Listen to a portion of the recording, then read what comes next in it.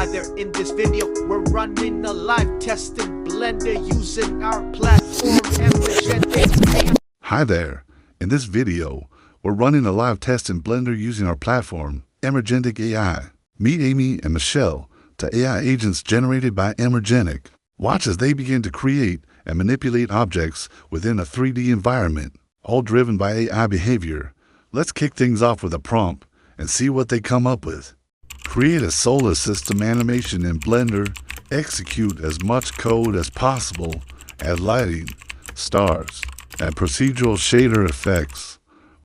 Running the code.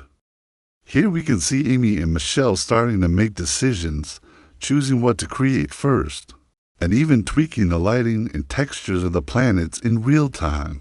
They'll be making decisions pretty quickly, so feel free to slow down the video playback if you want to follow each step more closely. Got questions? Drop them in the comments.